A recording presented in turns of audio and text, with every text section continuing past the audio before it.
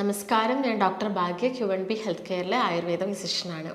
അപ്പോൾ ഇന്ന് ഏത് പ്രായക്കാരിലും വരുന്നൊരു അസുഖമാണ് എന്ത്? Fungal infections. അതായത് ഫംഗസ് മൂലം ശരീരത്തിൽ ഉണ്ടാകുന്ന അണുബാധകൾ.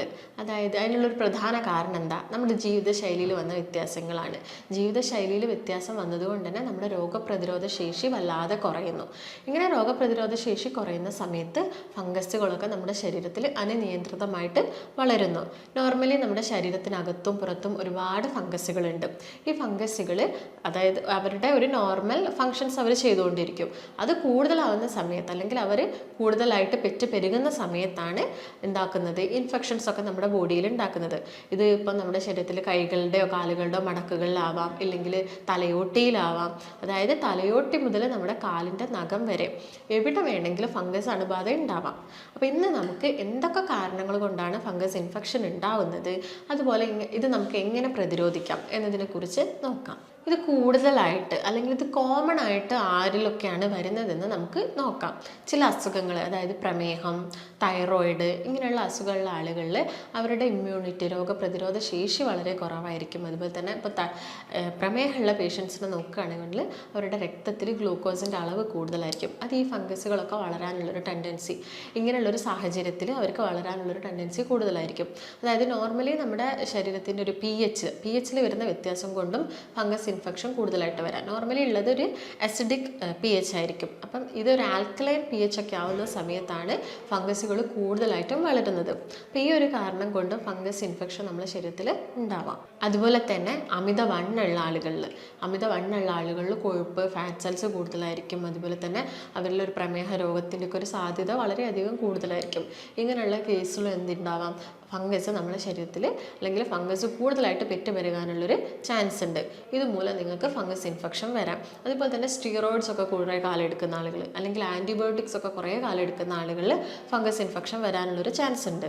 അതുപോലെ തന്നെ ചില മെഡിസിൻസിൻ്റെ ഒക്കെ സൈഡ് എഫക്റ്റ് കാരണം, അതായത് നിങ്ങളത് ലോങ് ടേം എടുക്കുന്നില്ല, കുറച്ച് കാലത്തേക്ക് മാത്രമേ എടുക്കുന്നുള്ളൂ, പക്ഷേ അതിൻ്റെ ഒരു സൈഡ് എഫക്റ്റ് മൂലം, അതായത് ഇപ്പോൾ ശ്വാസമുട്ടലിനൊക്കെ മെഡിസിൻസ് എടുക്കുന്ന ആളുകളാണെങ്കിൽ അവർക്കൊരു ലോങ് ടേം, അതായത് അത് കുറേ കാലം എടുത്തതിന് ശേഷമായിരിക്കും വരിക. പക്ഷേ ചില മെഡിസിൻസ്, ആൻറ്റിബയോട്ടിക് ഒക്കെ ഒരു ചെറിയൊരു ഷോർട്ട് പീരീഡ് സമയത്തേക്ക് എടുക്കുന്ന ആളുകളിലും ഫംഗൽ ഇൻഫെക്ഷൻ വരാനുള്ളൊരു ചാൻസ് ഉണ്ട്.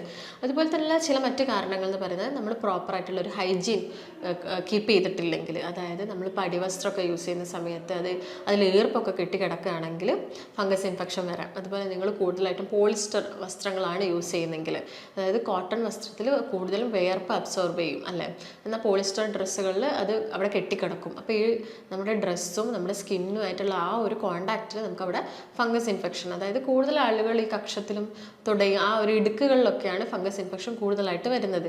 അപ്പം ഈ ഒരു കാരണം കൊണ്ട് ഫംഗസ് ഇൻഫെക്ഷൻ വരാം. അതുപോലെ തന്നെ ഇപ്പം ഹോസ്റ്റലിൽ പഠിക്കുന്ന കുട്ടികളാണെങ്കിലൊക്കെ നോക്കുകയാണെങ്കിൽ അവർ ഡ്രസ്സൊക്കെ കഴുകാൻ കുറച്ച് മടിക്കുന്ന ആളുകളായിരിക്കാം. അപ്പം അവർ ഒരു ഡ്രസ്സ് തന്നെ ഒരു 3-4 തവണയൊക്കെ യൂസ് ചെയ്തെന്ന് വരാം. ഇങ്ങനെയുള്ള ആളുകളിലും ഫംഗസ് ഇൻഫെക്ഷൻ വരാനുള്ളൊരു ചാൻസ് ഉണ്ട്. അതുപോലെ നമ്മുടെ നോർമൽ സ്കിന്നിൻ്റെ ടോൺ നശിപ്പിക്കുന്ന എന്തെങ്കിലും ക്രീംസ് ഒക്കെ നിങ്ങൾ കൂടുതലായിട്ട് യൂസ് ചെയ്യുകയാണെങ്കിൽ, അതായത് നോർമലി യൂസ് ചെയ്യുന്ന ക്രീംസ് ഒരു കുറച്ച് എമൗണ്ടിലൊന്നും യൂസ് ചെയ്തുകൊണ്ട് വലിയ പ്രശ്നമില്ല, പക്ഷേ നിങ്ങൾ കുറേ എടുത്ത് അങ്ങ് യൂസ് ചെയ്യുന്ന സമയത്തൊക്കെ നമ്മൾ സ്കിന്നിൻ്റെ ടോണൊക്കെ ചേഞ്ച് ആവാനുള്ളൊരു കാരണമാവുന്നുണ്ട്. അപ്പോൾ അതായത് ഞാൻ നേരത്തെ പറഞ്ഞൊരു അസിഡിക് അതൊക്കെ ചേഞ്ച് ആയിട്ടൊരു ആൽക്കലൈൻ ഒരു കണ്ടീഷനിലോട്ട് മാറുന്ന സമയത്ത് സ്കിന്നിന് ഇങ്ങനെ ഫംഗൽ ഇൻഫെക്ഷൻസ് ഒക്കെ വരാം.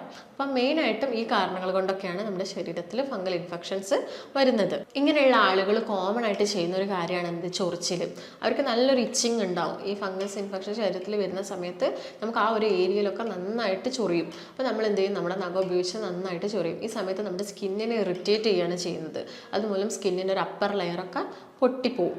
അല്ലെങ്കിൽ നമ്മൾ വീര്യം കൂടിയ സോപ്സൊക്കെ യൂസ് ചെയ്യും ആ ഒരു ഭാഗത്ത് നന്നായിട്ട് ശക്തിയിൽ അങ്ങോട്ട്. അങ്ങനെ ചെയ്യുന്ന സമയത്ത് നമുക്കൊരു ആശ്വാസമാണ് കിട്ടുന്നത്. ഈ ചൊറിയുന്ന സമയത്ത് നമുക്കൊരു ആശ്വാസം കിട്ടുന്നതുകൊണ്ട് തന്നെ നമ്മൾ നല്ല ശക്തിയായിട്ട് അങ്ങ് ചൊറിയും. ചില ആളുകളിൽ ആ ഒരു ഏരിയയിൽ നിന്ന് ബ്ലഡ് വരെ വരുന്നതായിട്ട് കാണും, അല്ലെങ്കിൽ പസ് പോലെയൊക്കെ വരുന്നത് കാണാറുണ്ട്. അപ്പോൾ ഇങ്ങനെ ചൊറിയുന്ന സമയത്ത് സ്കിന്നിൻ്റെ ലെയർ നശിക്കുകയും ഇതിലൂടെ ഫംഗസിൻ്റെ മൈസീലിയം നമ്മുടെ സ്കിന്നിനുള്ളിലോട്ട് കയറുകയും സെല്ലിൻ്റെ സെല്ലിൽ നിന്നും അവർ എന്ത് അബ്സോർബ് ചെയ്യും? ന്യൂട്രിയൻസ് അബ്സോർബ് ചെയ്യും. അതുമൂലം അവർ വളരും.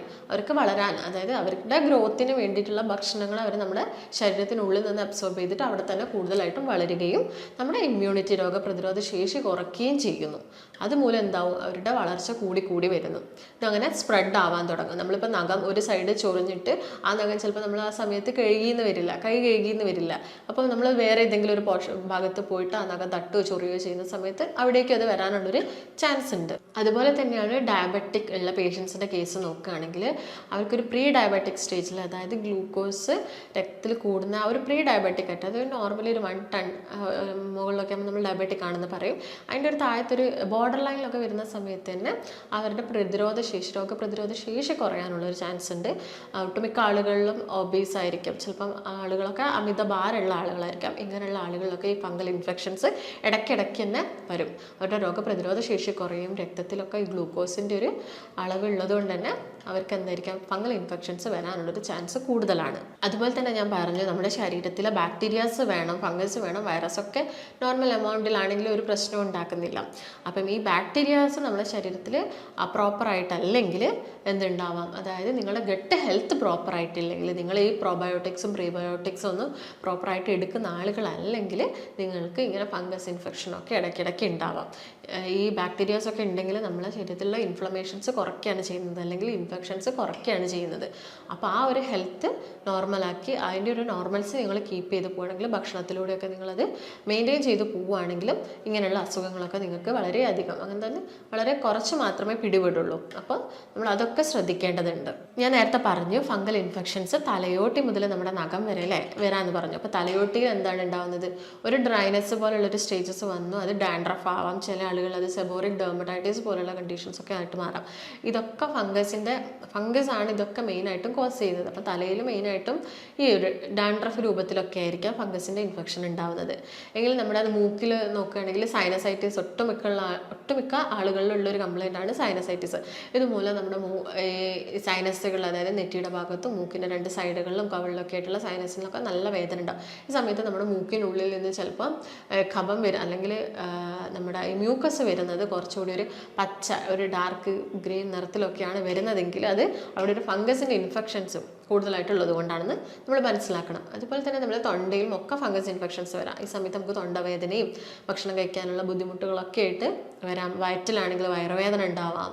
അതുപോലെ നമ്മുടെ നഖത്തിലാണെങ്കിൽ ചില ആൾ പുഴിനഖം എന്നൊക്കെ നമ്മൾ പറയാറുണ്ട്. അങ്ങനെ നഖത്തിൽ പസ്സും രക്തവും ഒക്കെ വരാറുണ്ട്. ഇതൊക്കെ ഫംഗസ് ഇൻഫെക്ഷൻ്റെ, നമ്മുടെ ശരീരത്തിലെ വിവിധ ഭാഗങ്ങളിലായിട്ടുള്ള ഫംഗസ് ഇൻഫെക്ഷൻ്റെ ഭാഗമായിട്ട് വരുന്നതാണ്. അതുപോലെ തന്നെ ഞാൻ നേരത്തെ പറഞ്ഞു, ഇപ്പം സ്കിന്നിലൊക്കെ ആണെങ്കിൽ വട്ടത്തിൽ ഒരു റിംഗ് വേം, അതിൻ്റെ ഒരു ഡിവിഷനായ റിംഗ് വേം പോലെ ഒരു വട്ടത്തിലായിട്ട് നമുക്ക് ചൊറിച്ചിലൊക്കെ വരാം. അതുപോലെ കക്ഷത്തിലും തുടയിലും ആയിരിക്കും ചില ആളുകളിൽ ഭയങ്കര ഇച്ചിങ് ഉണ്ടാകുന്നത്. ചിലപ്പോൾ അതൊരു ഡ്രൈനെസ് പോലെ, ഒരു ഇനീഷ്യൽ സ്റ്റേജിൽ ഒരു ഡ്രൈനെസ് പോലെയൊക്കെ വന്നിട്ട് പിന്നെ അതൊരു ഫംഗസ് ഇൻഫെക്ഷൻ ആയിട്ട് മാറാം. പിന്നെ അത് സ്പ്രെഡ് ആവാനുള്ളൊരു ചാൻസ് ഉണ്ട്. അതുപോലെ സ്ത്രീകളിൽ നോക്കുകയാണെങ്കിൽ അവരുടെ വജൈന ആ ഒരു ഭാഗത്ത് ഫംഗസിൻ്റെ ഇൻഫെക്ഷൻ ഉണ്ടാവാം. അതുകൊണ്ട് തന്നെ സെക്ഷൽ ഇൻ്റർകോഴ്സൊക്കെ ഭയങ്കര പെയിൻഫുൾ ആയിട്ടുള്ളൊരു കണ്ടീഷനിലോട്ട് മാറാം. അതുപോലെ ചെറിയ കുഞ്ഞു മക്കളൊക്കെ നോക്കുകയാണെങ്കിൽ അവർ ഫീഡ് ചെയ്യുന്ന സമയത്ത്, അല്ലെങ്കിൽ ഭക്ഷണം ആദ്യമായിട്ട് നമ്മൾ കൊടുക്കുന്ന സമയത്തൊക്കെ അവരുടെ നാവിൽ ഒരു പൂപ്പൽ പോലെ, അതായത് ഒരു തൈരിൻ്റെ മാതിരി, തൈര് പോലെ അതിങ്ങനെ നാവിൽ ഉണ്ടാകുന്നത് നമുക്ക് കാണാം. ഇതൊക്കെ ഫംഗൽ ഇൻഫെക്ഷൻ്റെ ഭാഗമായിട്ട് വരുന്നതാണ്. ഇങ്ങനെയുള്ള ആളുകൾ ശ്രദ്ധിക്കേണ്ട ചില കാര്യങ്ങൾ എന്തൊക്കെയാണെന്ന് നമുക്ക് നോക്കാം. ആദ്യം തന്നെ വേണ്ടത് നിങ്ങൾക്ക് വ്യക്തിശുചിത്വമാണ്. വ്യക്തിശുചിത്വം എന്ന് പറയുമ്പോൾ കുളിക്കുന്ന സമയത്താണെങ്കിലും കുളിച്ച് കഴിഞ്ഞതിന് ശേഷം നമ്മുടെ തുടയ, അതുപോലെ തന്നെ കക്ഷം, ഇവിടെയൊക്കെ നന്നായിട്ട് ഒരു ക്ലീൻഡ് ആയിട്ടുള്ളൊരു ടവൽ ഉപയോഗിച്ചിട്ട് ആ വെള്ളം, ഒരു ഈർപ്പം നമ്മുടെ ശരീരത്തിൽ ഉണ്ടാവാൻ പാടില്ല. അതുപോലെ തന്നെ നിങ്ങൾ ഇടുന്ന ഡ്രസ്സാണെങ്കിലും വസ്ത്രമാണെങ്കിലും നന്നായിട്ട് ഡ്രൈ ആയതിനു ശേഷം, ഇപ്പോൾ റെയിനീസ് മഴക്കാലമൊക്കെ ആകുന്ന സമയത്ത് ചെറിയൊരു നനവോട് കൂടിയൊക്കെ നമ്മൾ ഡ്രസ്സ് എടുത്തിടും. അതിന് പകരം നിങ്ങളതിന് മാക്സിമം ഡ്രൈ ആക്കിയതിന് ശേഷം ഒന്ന് അയൺ ചെയ്തതിന് ശേഷം മാത്രം ഉപയോഗിക്കാൻ നോക്കുക. അതുപോലെ പ്രോപ്പറായിട്ട് ക്ലീൻ ചെയ്യുക. അലക്കുന്ന സമയത്ത് നന്നായിട്ട് ക്ലീൻ ചെയ്ത് ചൂടുവെള്ളമൊക്കെ ഉപയോഗിച്ചിട്ട് വസ്ത്രങ്ങളൊക്കെ ക്ലീൻ ചെയ്യാൻ നോക്കുക. അതുപോലെ തന്നെ സോപ്സൊക്കെ യൂസ് ചെയ്യുന്ന സമയത്ത് നിങ്ങൾ മൈൽഡായിട്ടുള്ള സോപ്പുകൾ മാക്സിമം യൂസ് ചെയ്യാൻ നോക്കുക. അതുപോലെ ഡ്രസ്സുകളാണെങ്കിൽ കോട്ടൺ, ഞാൻ നേരത്തെ പറഞ്ഞു കോട്ടൺ ഡ്രസ്സുകൾക്ക് വിയർപ്പ് കുറച്ച് അബ്സോർബ് ചെയ്യാൻ പറ്റും. അതുകൊണ്ട് മാക്സിമം പോളിസ്റ്റർ, നൈലോൺ ഡ്രസ്സുകളൊക്കെ ഒഴിവാക്കിയിട്ട് കോട്ടൺ വസ്ത്രം ധാരാളമായിട്ട് ഉപയോഗിക്കാൻ നോക്കുക. അതുപോലെ തന്നെ നമ്മളെ ഇടയിലുള്ള ആളുകൾ, അതായത് നിങ്ങളിപ്പം ഒരു ഫംഗസ് ഇൻഫെക്ഷൻ വരുന്ന സമയത്ത് കൂടുതലായിട്ടും എക്സ്റ്റേണലി നമുക്ക് ആ ചൊറിച്ചിലും കാര്യങ്ങളൊക്കെ മാറാൻ വേണ്ടിയിട്ട് നമ്മളൊരു ക്രീംസ് ഒക്കെ യൂസ് ചെയ്യുന്ന ആളുകളായിരിക്കും.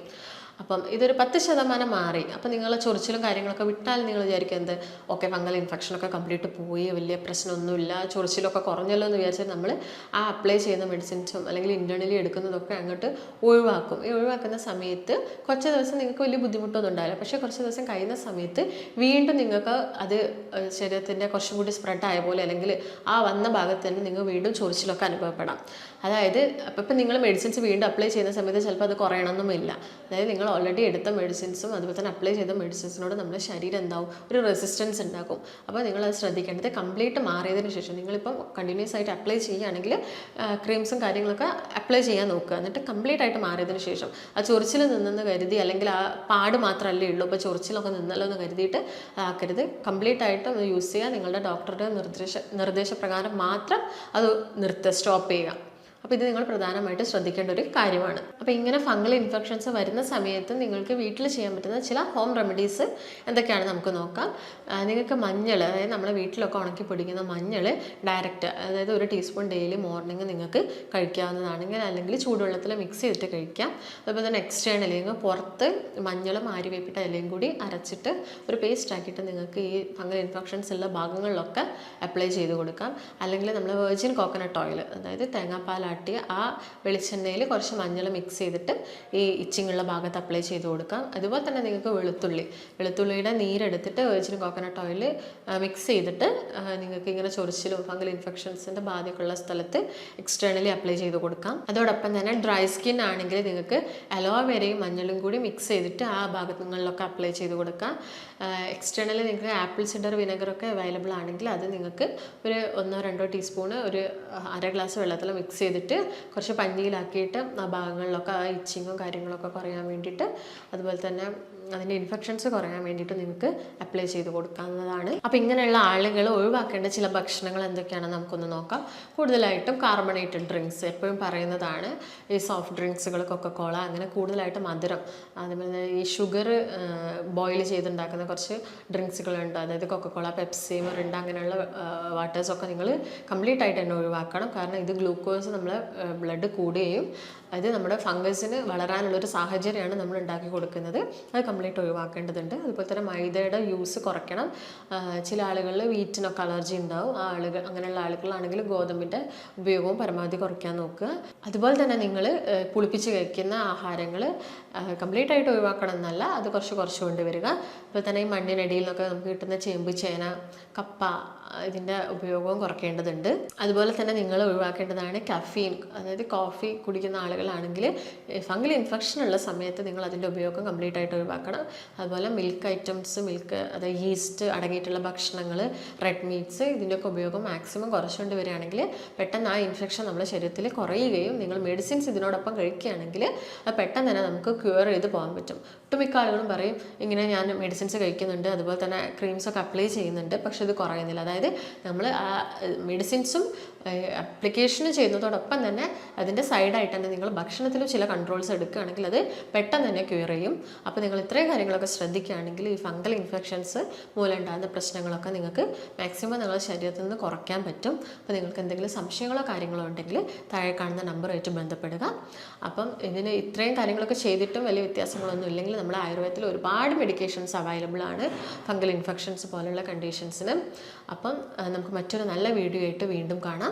നന്ദി.